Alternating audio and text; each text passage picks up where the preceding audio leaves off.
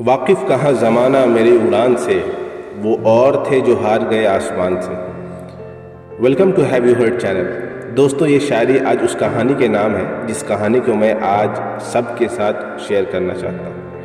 कई दफ़ा इस कहानी को पढ़ने के दौरान मुझे ये एहसास हुआ कि अगर कोई दूसरा इंसान होता तो शायद वो हार जाता, वो थक जाता या मरने की सोचता।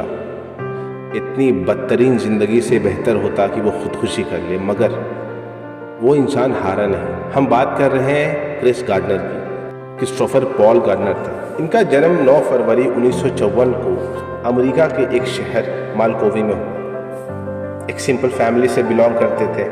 इनके फादर उन्हें छोड़ के चले गए और उसकी माँ ने दूसरी शादी कर ली। जो असली बाप अपने बच्चों को छोड़ कर चला गया वो कभी पूछता भी नहीं था। जो स्टेप फादर आए वो बहुत ही क्रूएल था, मारता था, बच्चों को पीटता था, हत्ता कि उसकी माँ को भी मारता था।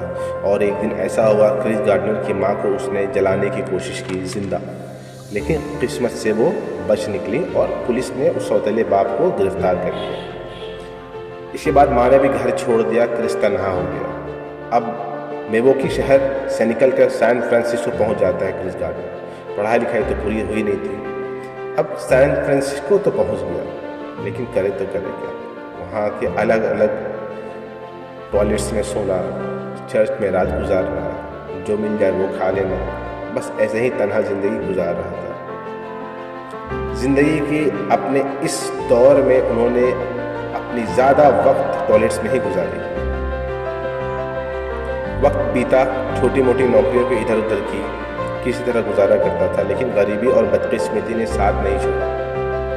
कभी कामयाबी नहीं मिल रही थी, कहीं भी नहीं मिल रही, कॉलेज भी नहीं गया था। लेकिन इसके बाद उसे वहाँ पे एक खुशी मिलती है जब उसकी मुलाकात लिंडा नाम की एक लड़की से होती है। उसकी दोस्ती भी होती है और प्यार में बदल जाता है। कुछ वक्त के बाद दोनों एक दूसरे से शादी कर लेते हैं और उनका एक बेटा भी होता है जिसका नाम उन्होंने क्रिस्टोफर रखा।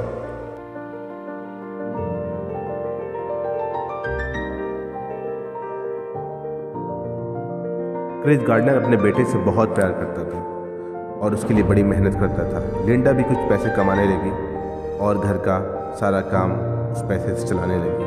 तंगियों का सामना फिर भी लिंडा को करने पड़ा, क्योंकि बेटे जो हो गए थे और उसके लालन पोषण में खर्च होने लगे। इसी बीच उन दोनों के बीच में इख्तलाफात बढ़ने लगे और लिंडा ने कहा कि मैं ऐसे नहीं कर पाऊँगी। शादी के बाद भी जिंदगी नहीं बदली, वही बदनसीबी का दौर, गरीबी के चाँव। जिम्मेदारी बढ़ चुकी थी और उसमें पूरा नहीं हो पा रहा था। बच्चे का लालन पोषण बड़ी मुश्किल से हो रहा था।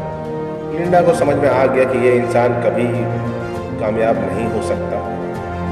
मेहनत तो करता है लेकिन बुनियादी ज़रूरतों को पूरा नहीं कर पाता, तो लिंडा ने उसे डाइवोर्स का डिमांड किया।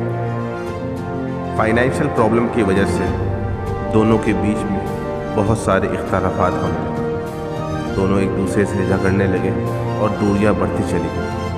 बल्कि क्रिस गार्डनर नहीं चाहता था कि लिंडा उसे छोड़ के जाए, उसे कुछ और वक्त दे।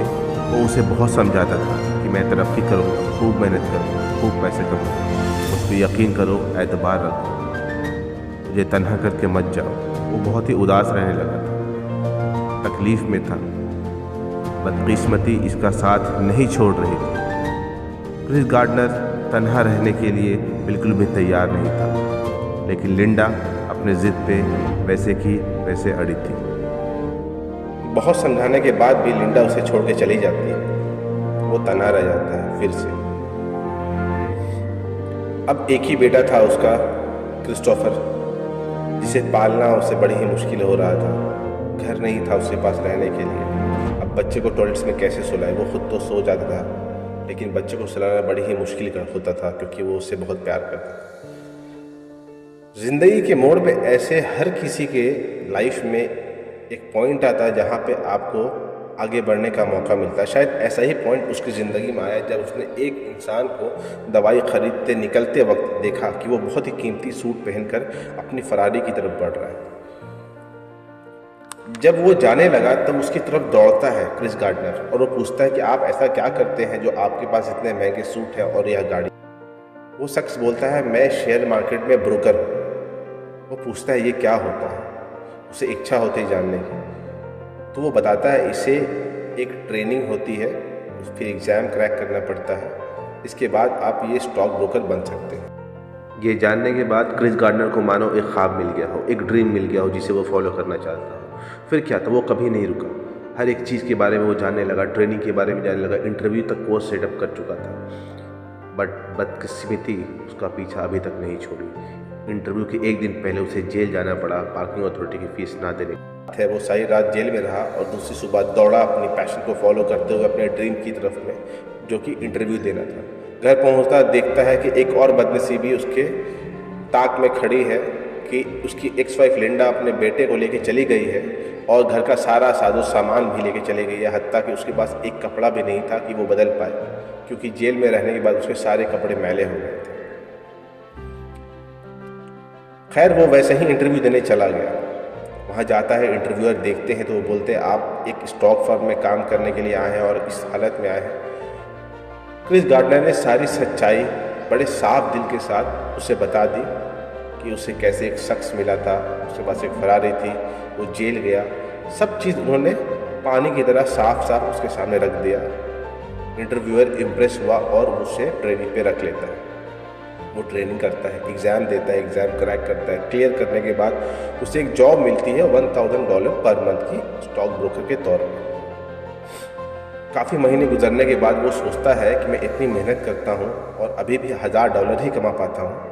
तब वो फैसला करता है कि मैं अपना पैसे को सेव करूँगा और इन्वेस्ट करूँगा, और उसने अपनी ही कंपनी खोल डाली महज $10,000 में, इंटरनेशनल होल्डिंग कंपनी के नाम से। और दोस्तों, अपने पैशन को फॉलो करते करते, मेहनत करते करते क्रिस गार्डनर आज अमेरिका के प्रसिद्ध अरबपति हैं। उनकी कंपनी का वर्थ जो अभी वो $70 मिलियन से भी अधिक। क्रिस गार्डनर ने अपनी एक बुक लिखी जिसका नाम था परस्यूट ऑफ हैप्पीनेस।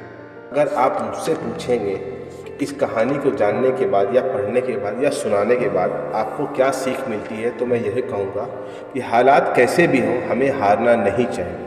अगर हमारा लगन सच्चा है, हमारा जुनून सच्चा है और हमारा जोश सच्चा है, तो हम किसी चीज़ को वाकई पाना चाहते हैं तो फिर नामुमकिन नहीं। लेकिन यही है कि ईमानदारी से कोशिश करते रहना।